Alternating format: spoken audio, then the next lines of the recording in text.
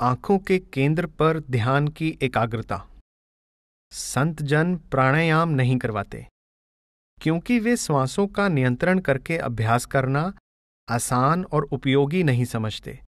वे नीचे के चक्रों को छोड़ देते हैं जो ब्रह्मांड के चक्रों के प्रतिबिंब के भी प्रतिबिंब हैं। वे परमार्थ का अभ्यास आंखों के पीछे मन और आत्मा की बैठक से आरंभ करवाते हैं। वे कहते हैं कि यदि आत्मा की बैठक पर मालिक का ध्यान करके युक्ति के अनुसार प्रेम सहित नाम का सिमरन करो तो आत्मा सिमटकर यहां आ जाएगी और समय आने पर प्रकाश हो जाएगा। बाइबल में कहते हैं, शरीर का दिया आंख है, इसलिए यदि तेरी आंख निर्मल हो, यानी दोनों पुतलियों की धारा पीछे हटकर शिव नेत्र में आ जाए, तो तेरा सारा शरीर भी प्रकाशमय होगा। इसी मार्ग का संकेत तुलसी साहिब भी करते हैं कि आंखों की पुतली में तिल है और तिल के अंदर रूहानियत का सारा भेद छिपा पड़ा है। जरा इस काले पर्दे के पार जाकर देख तो सही। पुतली में तिल है, तिल में भरा राज कुल का कुल। इस पर्दाए सियाह के जरा पार देखना। मोइनुद्दीन चिश्ती साहिब फरमाते हैं, तू आंख को खोल ताकि खुदा का जलवा तुझे नजर आ जाए। तू केवल आंख ही बन जा और बोलने व सुनने के रास्ते बंद कर ले। चश्म बकुशाए की दीदारे खुदा जलवा नमूद, दीदा शो यक्सर ओ बरबंद दरे गुफ्त ओ शनूद। ये आंखें सचमुच दुर्धाम की खिड़कियां हैं और मालिक की ओर जाने की राह हैं। गुरु नानक साहिब भी इसका संकेत करते हैं। एक महल दुई बारियां शिव शक्ति सुल्तान, खिड़की खोल दीदार देन बहुत बधाइन मान। कबीर साहिब फरमाते हैं, दोनों तिल एक तार मिलाओ तब देखो गुलजारा है। आंखों के दो तिलों के केंद्र शिव नेत्र में, जिसे तीसरी आंख या मुसलमान फकीर नुक्ताए सुवेदा कहते हैं, जहां आंखों की दो नसें जाकर मिलती हैं और जहां दोनों आंखों की सत्ता इकट्ठी होती है, प्रकाश दिखाई देता है। उससे आगे सुषमना यानी सुखमन नाड़ी में आओ। सुषमना सूक्ष्म शरीर में केंद्रीय शक्ति की धारा जो आंखों के केंद्र से अंदर के उच्चतर मंडलों तक पहुंचती है। यह योगियों की सुषमना नहीं है जो रीढ़ की नाली में से ऊपर उठती है और जिसका संबंध नीचे के चक्रों से है, जिसे मुसलमान शाहरग कहते हैं। बुल्ले शाह फरमाते हैं, अल्लाह शाहरग तो नजदीक, वहां पर शब्द धुन यानी वाणी प्रकट होती है जो सारे जहान का गुरु है। गुरु नानक साहिब फरमाते हैं, सुकमन कै कर राग सुन सुन मंडल लिवलाए, अखत कथा विचारिये मनसा मने समाए। उच्च रूहानी मंडलों में शब्द धुन साफ सुनाई देती है जो सारी सृष्टि में व्याप्त है। इस धुन को जो परमात्मा की आवाज है, एकाग्रता से सुनने पर मन की सभी इच्छाएं मिट जाती हैं और जीव अपने अहम पर विजय प्राप्त कर लेता है। गुरु अमरदास जी फरमाते हैं, कल कीरत सबद पछान, एहा भक्ति चूके अभिमान। आंतरिक यात्रा। एक बार जब आत्मा सिमटकर तीसरे तिल में आ जाती है तो वह केवल ध्यान द्वारा वहां ठहर सकती है। वहां आत्मा तारामंडल और चंद्र सूर्य को पार करके गुरु के नूरी स्वरूप को पाती है। फिर वह रूहानी मंडलों का आनंद लेती हुई शब्द धुन के सहारे सचखंड पहुंच जाती है। संतों का मत कोई विशेष जाति या धर्म नहीं है। जो भी सचखंड पहुंचे वही संत है, चाहे वह किसी भी जाति या धर्म का क्यों ना हो। ठीक वैसे ही जैसे एमए की डिग्री प्राप्त करने वाले को हम एमए कहते हैं, चाहे वह किसी भी जाति या धर्म का हो। संतों का मत जाति या धर्म के बंधनों से परे है। आम तौर पर दो प्रकार के फकीर होते हैं, एक दरजाते सिफली के और दूसरे दरजाते उल्वी के। दरजाते सिफली के फकीर पिंड के 6 चक्रों में रहते हैं और दरजाते उल्वी के फकीरों का मार्ग आंखों के ऊपर से शुरू होता है। फकीरों में भी अनेक आंखों के ऊपर गए। हजरत इब्राहिम बताते हैं कि उन्होंने तारा देखा और उसे छोड़कर वह आगे गए। गुरु ग्रंथ साहिब में भी इसका उल्लेख है। तारा चढ़िया लम्मा, क्यों नदर निहालिया राम, सेवक पूर करनमा, सतगुरु सबद दिखालिया राम। तुलसी साहिब भी यही फरमाते हैं। गगन द्वार दीसे एक तारा, अनहद नाद सुने झनकारा।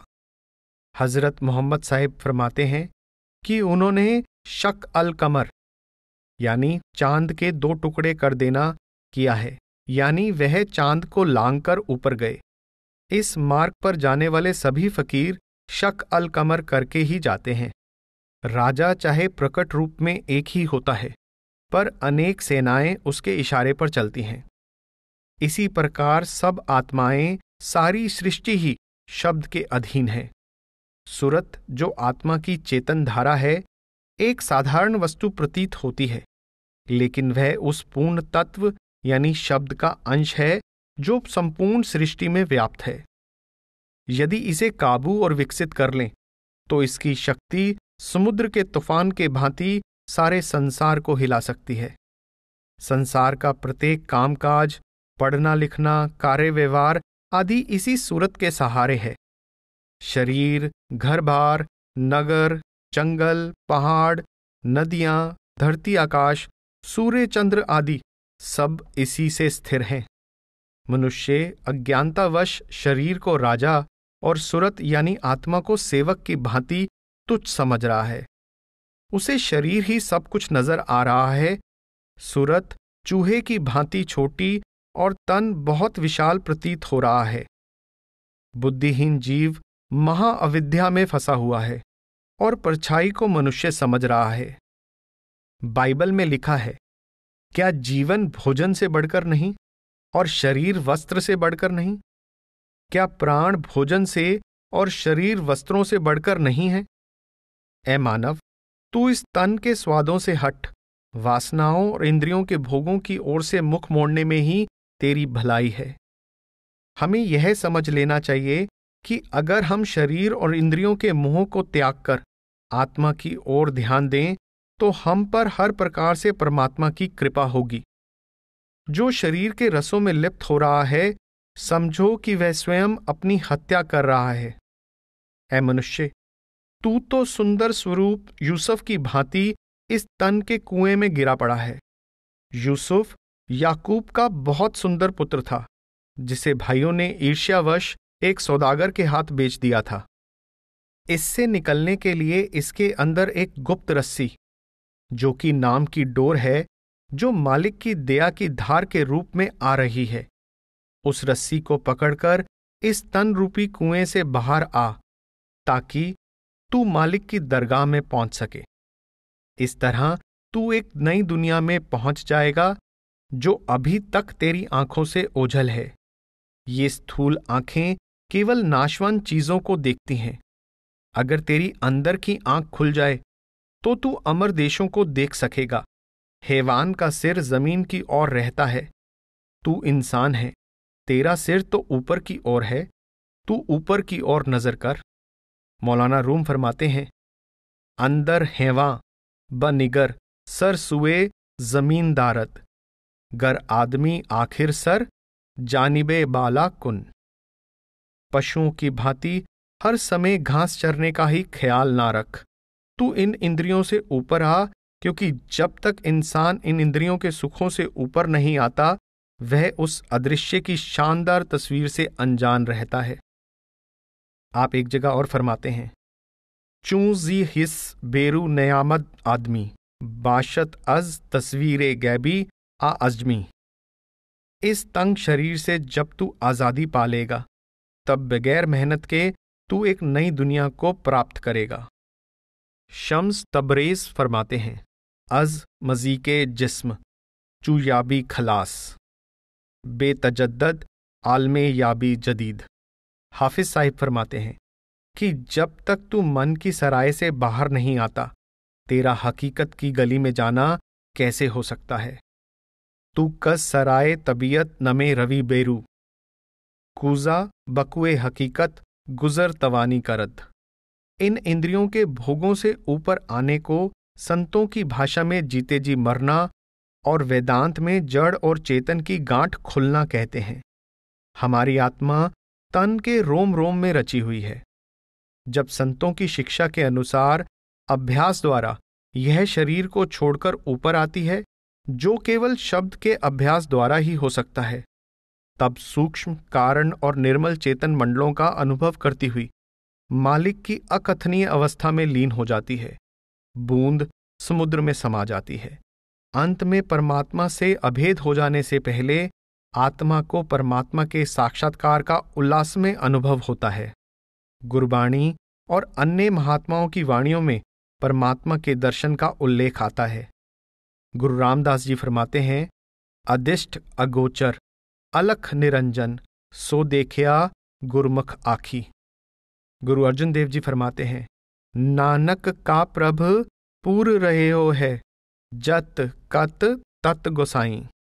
आप एक जगह और फरमाते हैं, नानक का पातशाह दिसे जाहरा। फारस के एक फकीर कहते हैं कि अपनी गुप्त आंखों से अपने प्रियतम को देखो और अपने गुप्त कानों से उसकी आवाज को सुनो।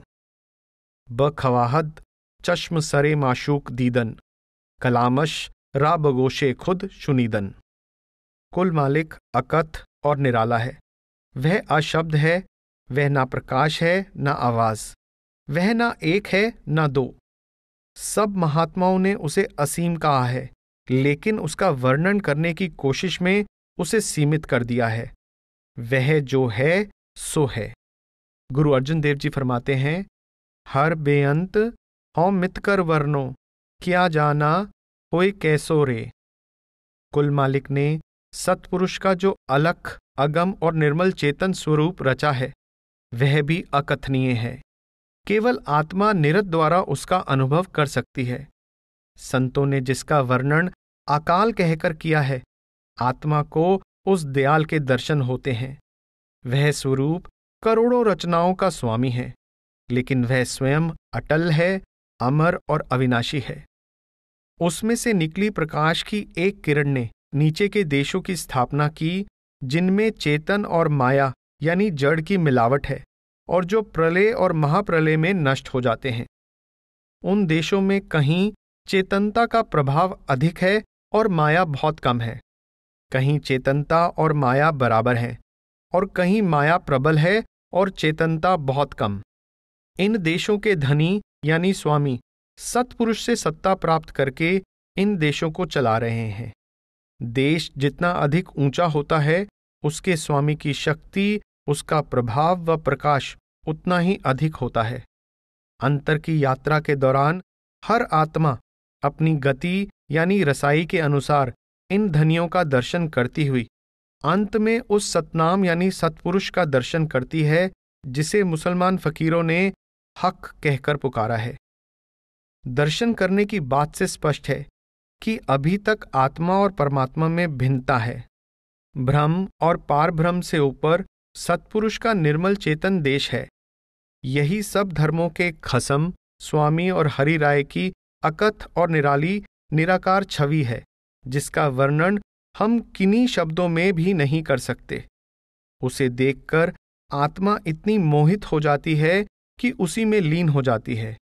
इसे हम पानी के पानी में मिलने और किरण के सूर्य से मिलने के उदाहरणों द्वारा किसी हद तक समझ सकते हैं।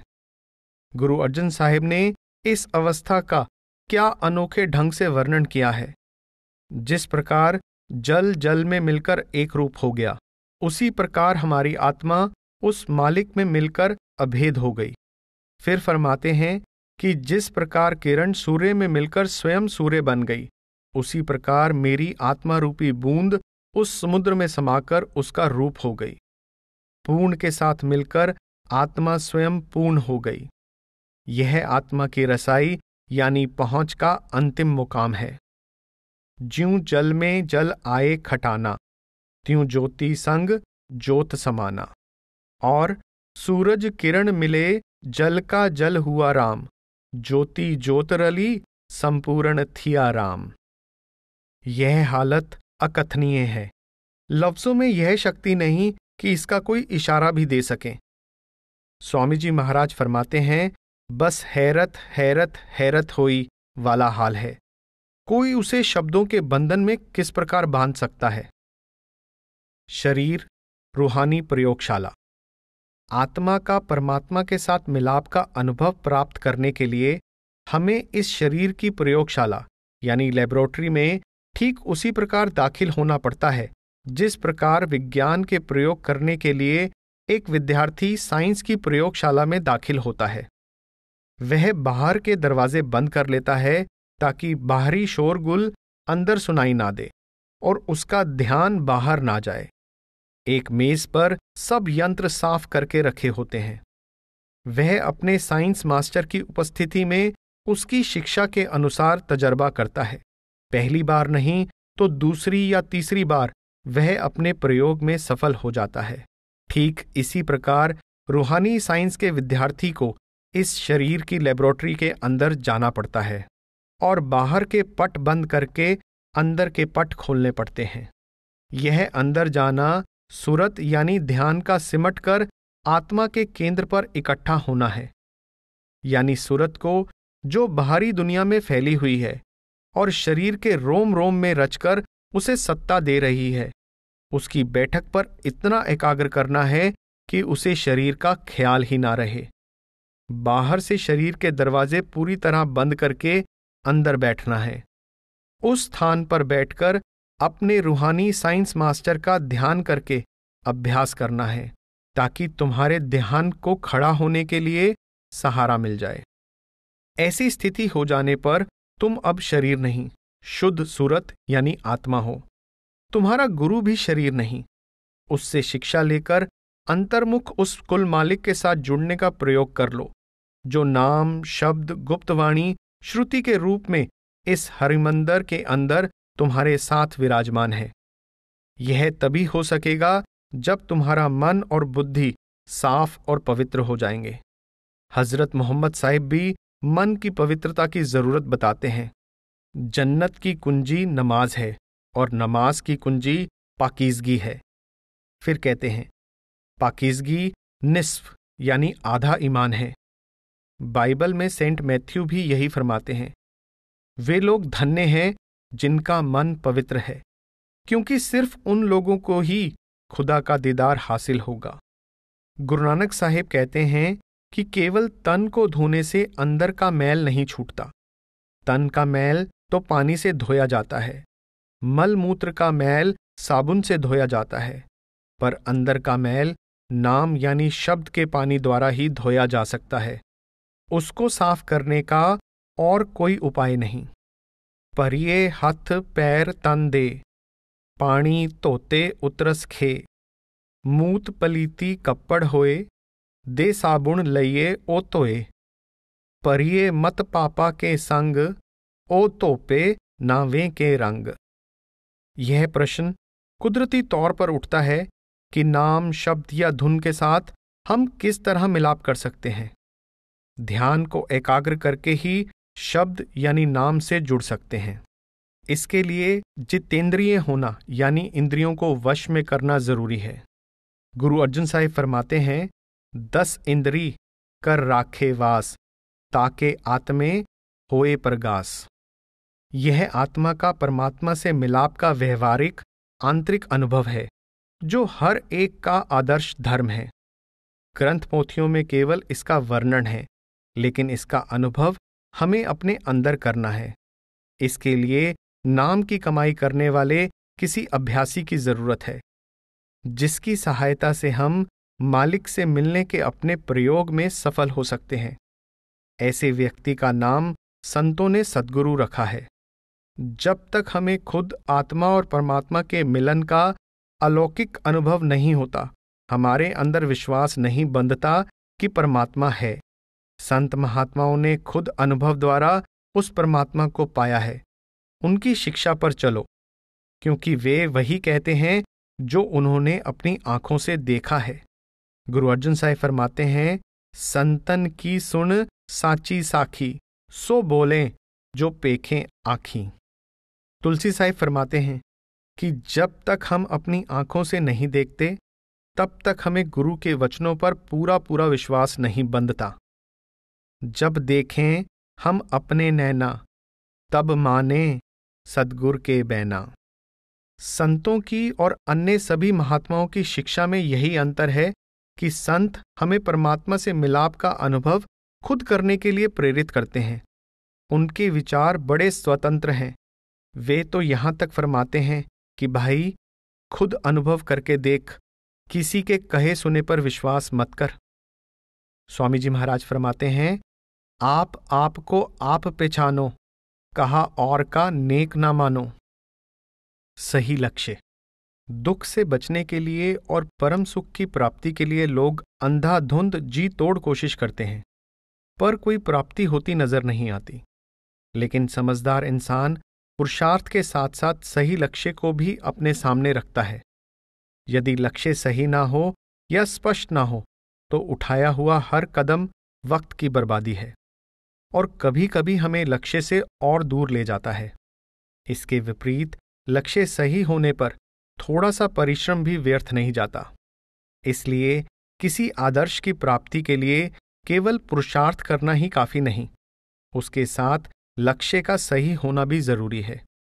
जिस प्रकार वस्तु कहीं पर है और उसे ढूंढा कहीं और जाता है तो वह वस्तु मिलती नहीं, उसे खोजने में सारा समय व्यर्थ चला जाता है।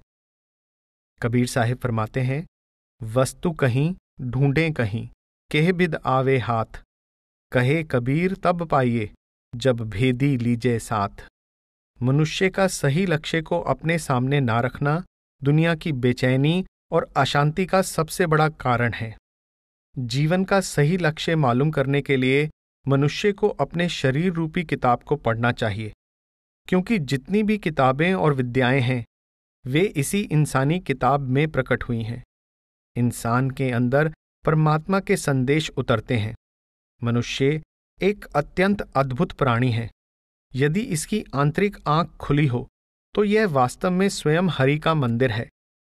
यह शरीर घास का पूला है जिसके नीचे रूहानियत का अथाह सागर है।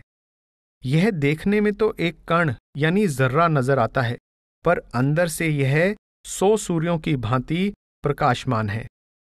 शम्स तबरेज फरमाते हैं, तन रा चू मुश्ते कहदा दर, जेरे उ दरियाई जां, गरची ज बेरू जर्राए सद आफताबे अजदरू। इस शरीर रूपी घर के अंदर सब कुछ मौजूद है। जो इसको छोड़कर बाहर ढूंढता है वह भ्रमों में भूला हुआ है। गुरु अर्जुन देव जी फरमाते हैं, सब किच कर मैं बाहर नाही, बाहर टोले सो परम पुलाही। बाहरी ज्ञान और आंतरिक अनुभव। आगे वर्णित पंक्तियों में मौलाना रूम इल्मे सीना यानी आंतरिक ज्ञान और इल्मे सफीना यानी बाहरी ज्ञान का भेद बताते हैं। वह कहते हैं कि साइंस और बुद्धि चाहे कितनी भी तरक्की कर ले, उन पर आधारित ज्ञान बाहरी ज्ञान ही रहेगा, असली आत्मज्ञान नहीं होगा। एक व्यक्ति एक नजर से 2 गज तक रास्ता देख सकता है और दूसरा एक नजर में दोनों जहानों को और उनके मालिक को देखता है। इन दोनों में बहुत फर्क है। मौलाना रूम कहते हैं, तू ऐसा सूरमा ढूंढ जिससे तुझ पर ईश्वर के गुप्त भेद प्रकट हो जाएं।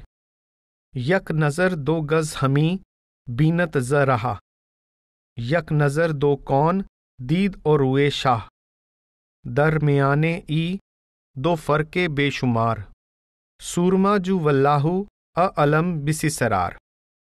इल्म केवल रचना पर प्रकाश डालता है, पर इल्मुल इल्म यानी परम ज्ञान स्वयं इस शरीर और आत्मा को प्रकाशमान करता है। विज्ञान दृश्यमान का ज्ञान है। विज्ञान के नियमों को जानकर हम दृश्यमान रचना पर हुकूमत कर सकते हैं, लेकिन हम अपने आप से अनजान ही रहते हैं। अगर हम आत्मज्ञान यानी अंतर के भेद का पाठ नहीं पढ़ते, हम अनपढ़ ही रहते हैं। अगर हमारी आंखों में देखने की शक्ति ना हो, हजारों सूर्य चंद्र होने पर भी हमारे लिए घोर अंधकार ही है। अगर हम अपने आप को नहीं जानते तो सब कुछ जानते हुए भी हम असल में कुछ नहीं जानते। यह बाहरी विद्या हमारी समझ बूझ बढ़ाने का कार्य तो करती है, पर हमें असली आत्मिक जीवन और उसके लक्ष्य की प्राप्ति नहीं करवा सकती।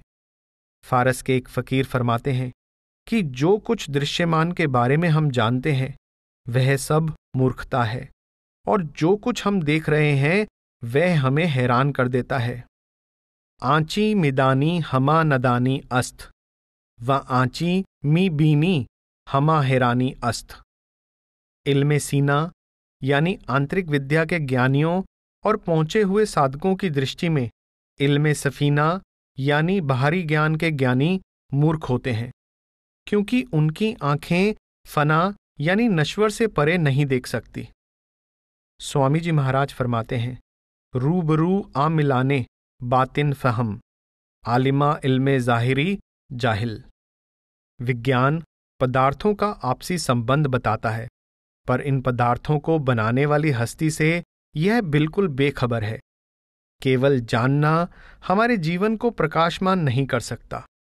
जानने वाले को जानना और उसको आधार देने वाले कुल मालिक की हस्ती को जानना ज्ञान है। इसी ज्ञान से जीव का कल्याण है।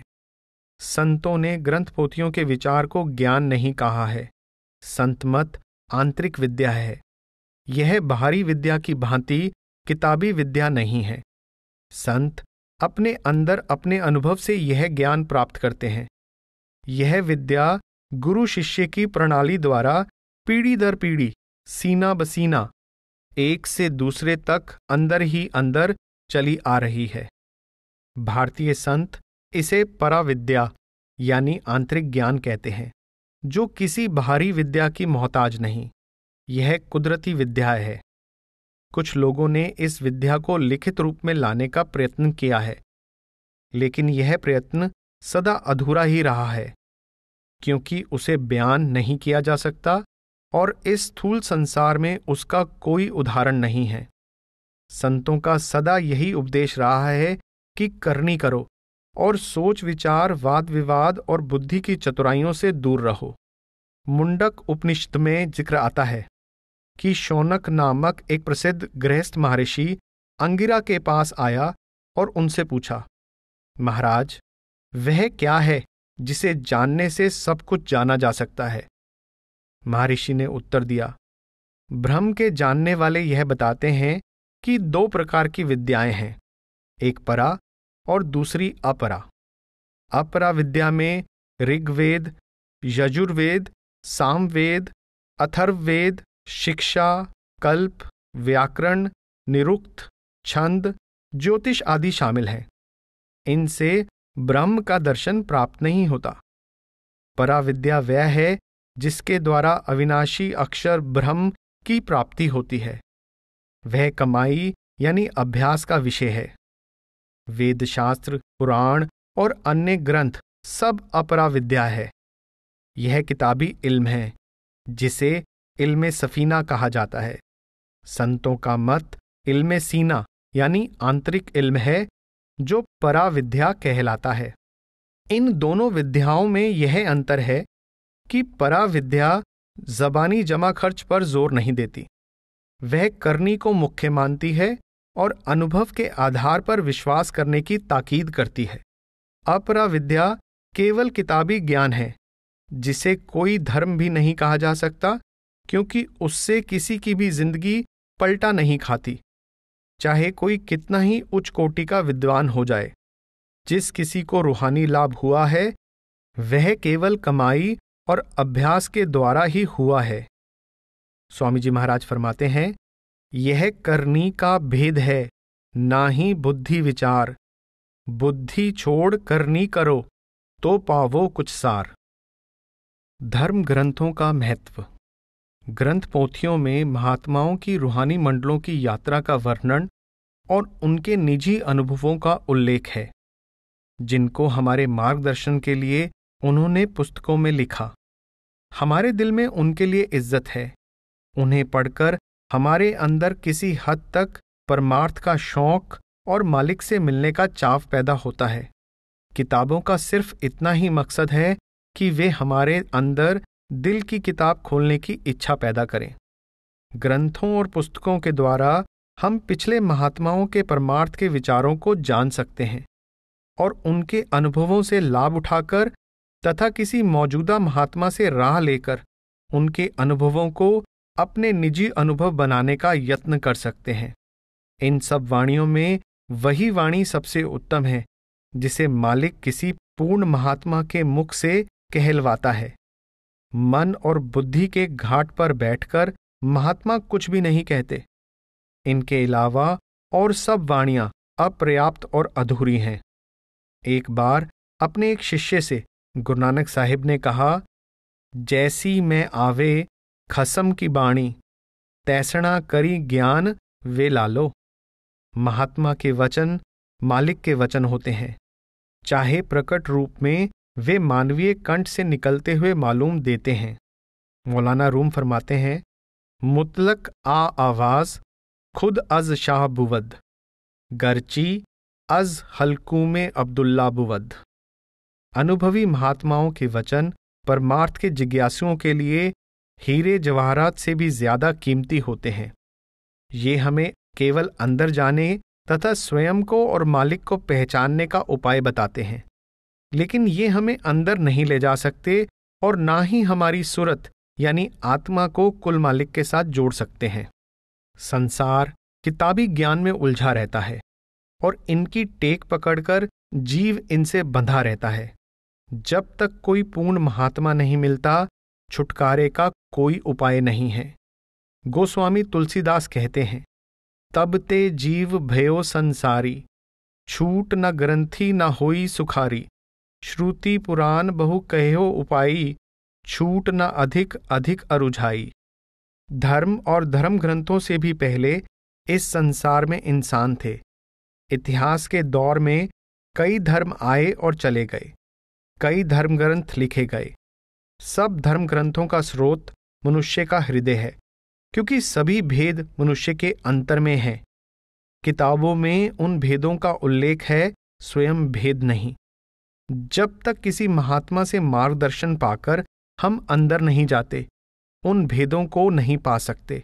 मनुष्य ग्रंथ पोथियों को पढ़ता है और तत्व की बातों की व्याख्या करता है, लेकिन स्वयं तत्व से खाली रह जाता है। गुरु नानक साहिब फरमाते हैं, सिमृत शास्त्र पढ़े पुराणा, वाद वखाणे तत्त न जाना, विण गुर पूरे तत्त न पाइए, सच सूचे सच राहा है। पुस्तकों और मनुष्य का भेद प्रत्यक्ष है। मनुष्य चेतन है, लेकिन पुस्तकें चेतन नहीं।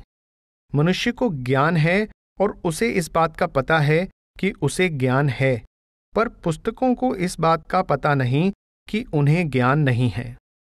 मनुष्य आगे पीछे का विचार कर सकता है, पर पुस्तकें नहीं कर सकती। जब तक हमें अपने अंदर का पता नहीं, हम अविद्या में भूले रहते हैं। किताबी ज्ञान तो सिर का भार बन जाता है, क्योंकि वह हमारे मन और बुद्धि के फैलने का कारण होता है। केवल वही विद्या हमारे संतोष का कारण हो सकती है जिससे हमें अपनी असलियत की जानकारी प्राप्त हो, जिसकी अंतर की किताब खुल गई और वह अपने दिल को मालिक की याद में लगाए रखता है। उसे बाहरी किताबों की जरूरत नहीं रहती। सूफी फकीर नूरी कहते हैं कि उन सैकड़ों किताबों और कागजों को जिन्हें तुम पढ़ते हो, आग में फेंक दो और अपने दिल और अपनी आत्मा को परमात्मा की ओर मोड़ो। सद किताब ओ सद वरक दर नार कुन, जानो दिल ए जानिबे दिलदार कुन। उपनिषदों में कहा गया है कि आत्मा का ज्ञान न वेदों, ग्रंथों और पोथियों के पढ़ने से प्राप्त होता है और न उनके निरंतर सुनने से, क्योंकि आत्मा का ज्ञान मन, बुद्धि और विद्या के द्वारा नहीं हो सकता। यह कहने या सुनने का विषय नहीं, अनुभव का विषय है। ऋग्वेद में और श्वेताश्वतर उपनिषद में कहा गया है, जो मनुष्य उस परमात्मा को नहीं जानता जो ऋचाओं में बताएगी अविनाशी परम सत्ता है, जिसके अंतर आकाश में सब देवताओं का वास है, ऋचाएं उसके किस काम आएंगी। जो उसे जान लेते हैं वे उसमें अच्छी तरह स्थिर हो जाते हैं, टिक जाते हैं। मनुष्य चाहे 4 वेद, 18 पुराण, 9 व्याकरण और 6 शास्त्र यानी दर्शन पढ़ ले, पर उन उक्तियों और युक्तियों में लगकर वह हकीकत को नहीं पा सकता। जब तक हमें सूरत और शब्द का ज्ञान नहीं है, जब तक हमारी सूरत कुल मालिक को नहीं पहचानती, तब तक हमारी गति चंडूल पक्षी की भांति है, जो जिस भी बोली को सुनता है उसी की नकल कर लेता है, पर समझता कुछ भी नहीं।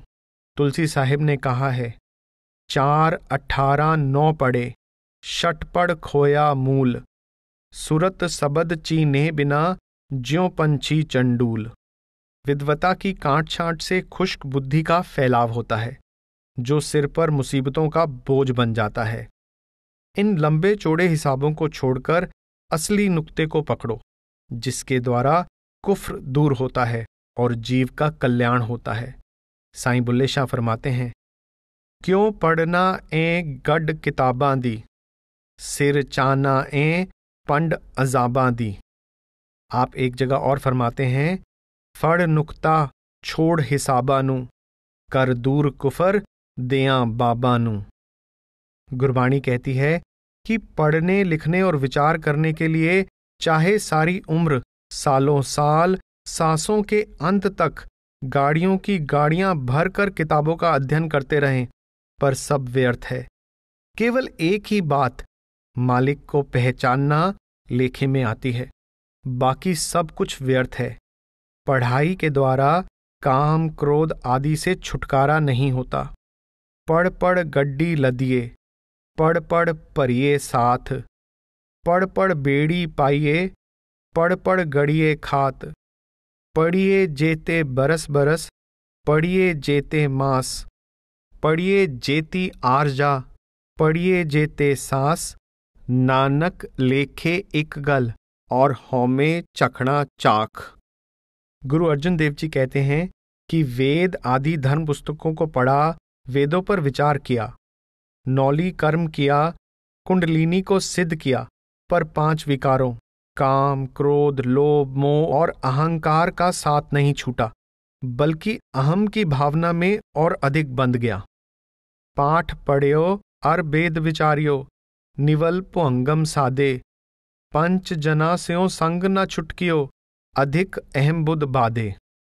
हाफिज साहिब तो यहां तक फरमाते हैं कि जब तक तू इल्मों और बुद्धि के फैलाव में फंसा रहेगा, तू हकीकत से ना वाकिफ यानी अनजान रहेगा। तुझे एक ही नुक्ता यानी मूल बात बताता हूं कि तू अपने आप से ऊपर उठ, ताकि तू छुटकारा पा सके। ता फजल ओ इल्म बीनी, बेमरफत नशीनी, यक नुक्ता अत बिगोयम, खुदरा मबी की रूस्ती। किसी विषय पर ध्यानपूर्वक विचार करने के बाद बयान किए गए सत्य की प्राप्ति के लिए तन मन से जुट जाना चाहिए। उपनिषदों का कथन है कि मन स्थिर हो, बुद्धि भी स्थिर हो, तब आत्मा का दिव्य स्वरूप प्रकट होता है। दिल वालों यानी पहुंचे हुओं के गले में ज्ञान एक कीमती हार है, लेकिन तन के पुजारियों के सिर पर वह एक बहार है। मौलाना रूम फरमाते हैं, इल्मा ए अहले दिल हमाले शां, इल्मा ए अहले तन अहमाले शाह। बृहदारण्यक उपनिषद में लिखा है, जो लोग अविद्या का सेवन करते हैं वे घोर अंधकार में हैं, पर जो विद्या में रमे हुए हैं वे उनसे कहीं अधिक अंधकार में हैं। इसीलिए संतजन करनी के जीवन पर सबसे अधिक जोर देते हैं। उनके लिए केवल वाचक ज्ञान या चक्षु ज्ञान का कोई मूल्य नहीं। सुनी सुनाई या किताबी ज्ञान की चर्चाएं करने से, व्यर्थ की बहस या धुआंधार लेक्चरबाजी में लगे रहने से परमार्थ की चाह नहीं उठती। पढ़ना, व्याख्यान देना आदि केवल मिठाई की बातें करना है। मिठाई खाना कुछ और बात है। यदि कोई व्यक्ति 100 साल तक भी हलवा हलवा पुकारता रहे या उसे बनाने की सामग्री शक्कर, घी, सूजी आदि के मिलाने पर ही विचार करता रहे, तो ना तो उसे हलवे का स्वाद आता है और ना कभी उसका पेट ही भरता है। एक सूफी फकीर फरमाते हैं, हलवा हलवा गर्ब गोई सद साल, अज गुफ्तने हलवा नश्वद शीरी काम। भाई गुरुदास जी भी इसी प्रकार फरमाते हैं, खांड खांड कहे जीवा, न स्वाद मीठो आवे, अगन अगन कहे सीत ना विनाश है। वैद वैद कहे रोग मिटत ना काहू को। द्रव्य द्रव्य कहे को द्रव्य ही ना विलास है।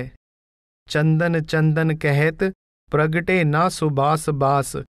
चंद चंद कहे उजियारो ना प्रगास है। तैसे ज्ञान गोष्ठ कहत ना रहत पावे। करनी प्रधान पान उदत आगास है। रूहानियत के 3 अंग। परमार्थ की प्राप्ति में 3 चीजें सत्संग, सद्गुरु और सतनाम यानी शब्द जरूरी है। 1. सत्संग। सत का मतलब है सत्य या सच, जीवित या जागृत, और संग का मतलब है साथ या सोहबत, यानी सदा कायम रहने वाले पुरुष की सोहबत या संगति का नाम सत्संग है। सद्गुरु के अंदर सत प्रकट है, इसलिए उसकी संगति का नाम सत्संग है। जहां सद्गुरु सत का उपदेश देता है वहां जाने पर आत्मिक रंग चढ़ता है। अगर जल के सरोवर के किनारे बैठने से शीतलता और अग्नि के पास बैठने से गर्मी आती है, तो रूहानी बादशाहों के पास बैठने से उनका रंग क्यों नहीं चढ़ेगा। मालिक के रहने की असली जगह वह है जहां उसके प्रिय भक्त रहते हैं। कबीर साहिब फरमाते हैं, मन मेरा पंछी भया उड़कर चढ़ा आकाश। गगन मंडल खाली पड़ा साहिब संतो पास।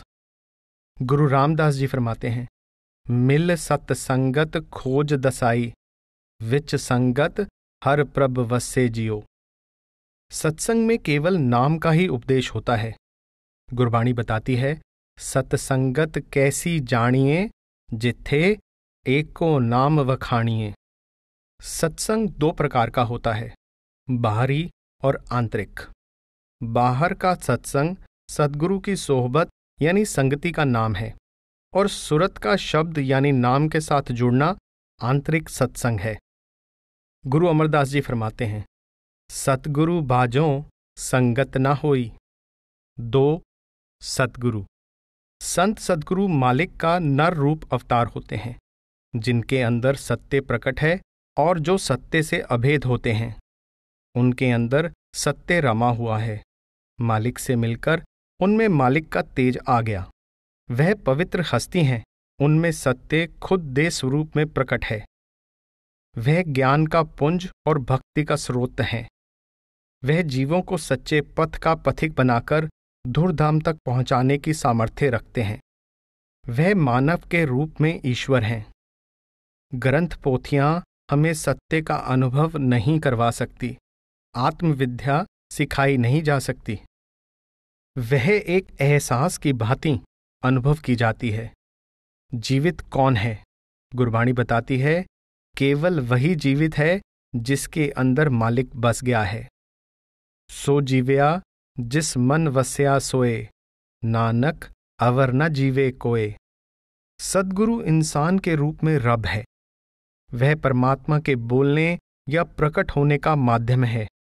उनके वचन प्रभु के वचन होते हैं, चाहे देखने में वे इंसान के मुंह से निकलते प्रतीत होते हैं। मौलाना रूम फरमाते हैं, मुतलक आ आवाज खुद अज शाह बुवद, गर्ची अज हल्कू में अब्दुल्ला बुवद। सद्गुरु के केवल उपदेश से ही रूहानी लाभ नहीं पहुंचता, बल्कि उनकी संगति से भी पहुंचता है, जो आत्मिक जीवन देने वाली, जागृति पैदा करने वाली और आत्मरस प्रदान करने वाली है। सद्गुरु की संगति में आत्मिक रस की जाग लगती है। उनकी मौज और दया तन मन और आत्मा को प्रफुल्लित करने वाली होती है। वह अपनी एक दृष्टि, एक स्पर्श, एक वचन या ध्यान के द्वारा हमारे अंदर आत्मिक आनंद पैदा कर सकते हैं। वह शिष्य को आत्मिक जीवन की संपत्ति नकद रूप में दे सकते हैं। वह आत्मिक जीवन का भोजन है जो शिष्य को संतुष्ट और तृप्त करता है। लेकिन यह भोजन कोई भूखा प्यासा ही ले सकता है। सद्गुरु आत्मज्ञान का सरोवर हैं, जिसमें से शिष्य अपनी सामर्थ्य के अनुसार रस ले सकता है। गुरु आदर्श पुरुष हैं। उसका शरीर वह द्वार है जहां बैठकर परमेश्वर अपना कार्य करता है। गुरु पूरा हो तभी परमार्थी का काम बनता है। अज्ञानी या अधूरे गुरु से परमार्थ की प्राप्ति नहीं होती। कबीर साहिब फरमाते हैं, जाको गुरु है आंधरा, चेला काह कराए, अंधे अंधा मेलिया, दूनों कूप पर आए। इसी बारे में गुरु नानक साहिब फरमाते हैं, गुरु जिना का अंधुला, चेले नाही ठाओ, बिन सतगुरु नाव न पाइए, बिन नावे क्या सुआओ। 3. सतनाम। सतनाम सच्चे मालिक का नाम है, जो खंडों ब्रह्मांडों का सहारा है और जो हर एक के अंदर धुनकारे दे रहा है। यह धुनात्मक नाम घट घट में हो रहा है। यह मालिक से मिलने की राह है, परमात्मा की सुनी जाने वाली आवाज है। यह वह तार है जो आत्मा को परमात्मा से जोड़ती है और दोनों का मिलाप करवा देती है। यह दिव्य ध्वनि हम सब के अंदर गूंज रही है, लेकिन कोई विरला इंसान ही इसे सुनता है। नाम का सिमरन जबान, कंठ या हृदय चक्र से नहीं होता। वह नाम गुप्त है और आंतरिक अभ्यास से प्रकट होता है। कबीर साहिब फरमाते हैं, राम नाम निज सार है, उसके अतिरिक्त सब फना है। इसलिए उस राम नाम का सिमरन करो। काल सिर पर है, पता नहीं किस समय आ पकड़े। इस राम से उनका तात्पर्य राम अवतार से नहीं, बल्कि उस नाम यानी शब्द से है जो सबके अंदर अपने आप गूंज रहा है। राम नाम है निज सार, अवर सब झूठ सकल संसार। सुमिरन करो राम का, काल गए है केस। ना जाने कब मारे है, क्या घर क्या परदेस। संतमत के मूल अभ्यास।